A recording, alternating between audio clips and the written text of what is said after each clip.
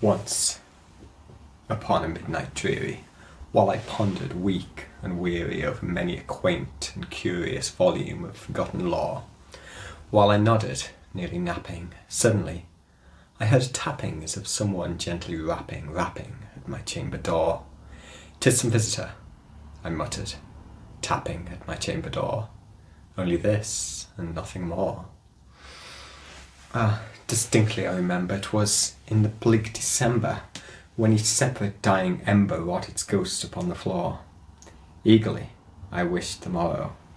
Vainly I had sought to borrow from my books surcease of sorrow for the lost Lenore, for that rare and radiant maiden whom the angels named Lenore, nameless here, forevermore.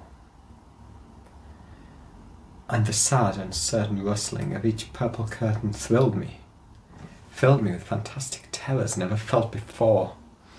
And so to still the beating of my heart I stood repeating, 'tis some visitor entreating entrance at my chamber door, some late visitor entreating entrance at my chamber door.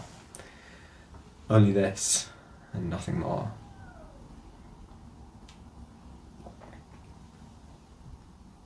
Presently, my soul grew stronger, hesitating then no longer. "Sir," said I, "or madam, truly your forgiveness I implore, but the fact is, I was napping, when so gently you came tapping, and so faintly you came rapping at my chamber door, that I scarce was sure I heard you." Here I opened wide the door. Darkness there, and nothing more. Deep into that darkness, peering long, I stood there, wondering, fearing, doubting, dreaming dreams no mortal ever dared to dream before. Still, the silence stayed unbroken, and the darkness gave no token. And the only word there spoken was the whispered word, Lenore. This I whispered, and an echo murmured back the name, Lenore. Merely this, and nothing more. Back into my chamber turning, all my soul within me burning. Soon again I heard a tapping, something louder than before. "Surely," said I, "surely that is something at my window lattice. Let me see then what thereat is, and this mystery explore. Let my heart be still a moment, and this mystery explore. 'Tis the wind, and nothing more." Open here I flung the shutters, and with many a flirt and flutter in there stepped a stately raven of the saintly days of yore. Not least obeisance made he, not a minute stopped or stayed he, but with mien of lord or lady, perched above my chamber door, perched upon a bust of Pallas just above my chamber door, perched and sat, and nothing more. Then, this ebony bird beguiling, I set fancy into smiling by the grave and stern decorum of the countenance it bore. "Though thy crest be shorn and shaven, thou," I said, "art sure no craven, ghastly grim and ancient raven, wandering from the nightly shore. Tell me what thy lordly name is on the night's Plutonian shore." Quoth the raven, "Nevermore."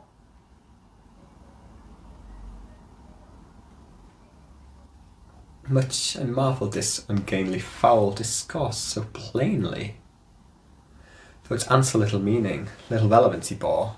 But we cannot help agreeing that no living human being ever yet was blessed with seeing bird above his chamber door, bird or beast, upon a sculptured bust just above his chamber door, with such a name as Nevermore.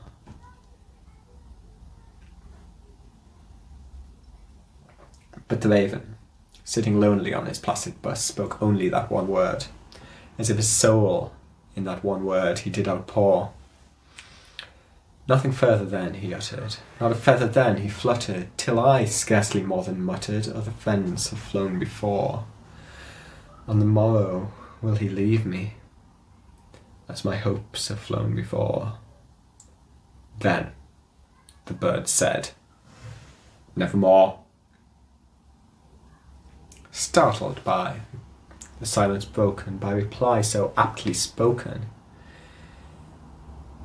Doubtless, said I, what it utters is its only stock and store, caught from some unhappy master, for whom unmerciful disaster followed fast, and followed faster till his songs one burden bore, till the dirges of his hope that melancholy burden bore of nevermore. Still, this ebony bird beguiling all my fancy into smiling.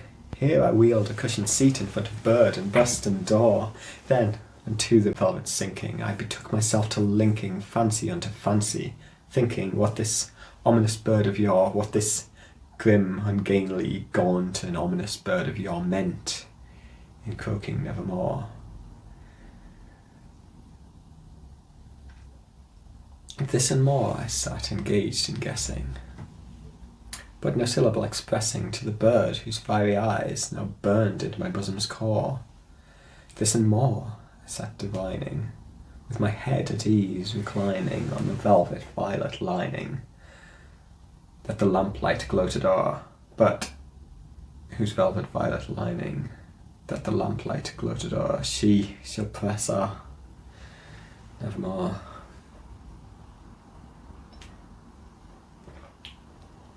Then, methought the air grew denser, as if perfumed by some unseen censer swung by seraphim, whose footfalls tinkled on the tufted floor. Wretch, I cried, by God hath lent thee, by these angels he hath sent thee, respite and nepenthe from thy memories of Lenore. Quaff this kind nepenthe, and forget this lost Lenore. Quoth the raven, nevermore. Prophet, said I, thing of evil, whether tempest sent, or whether tempest tossed thee here ashore, desolate, yet all undaunted, in this desert land enchanted, in this home by horror haunted, tell me, I implore, is there balm in Gilead? Tell me truly, I implore. Quoth the raven, nevermore. Prophet, said I, thing of evil, prophet still, if bird or devil, by that heaven that bends above us, by that God we both adore, tell this soul with sorrow laden, if within a distant Aden he shall clasp a sainted maiden, whom the angels named Lenore. Clasp a rare and radiant maiden, whom the angels named Lenore. Quoth the raven, nevermore. Be that word a sign of parting, bird or fiend, I shrieked upstarting. Get thee back into the tempest and the night's Plutonian shore. Leave no black plume as a token of the lie thy soul hath spoken. Leave my loneliness unbroken, quit the bust above my door, take thy beak from out my heart, and take thy form from off my door. Quoth the raven, nevermore. And the raven, never flitting, still is sitting on the pallid bust of Pallas just above my chamber door, and his eyes all the seeming of a demon's that is dreaming, and the lamplight o'er him streaming throws his shadow on the floor, and my soul from out that shadow that lies floating on the floor shall be lifted nevermore.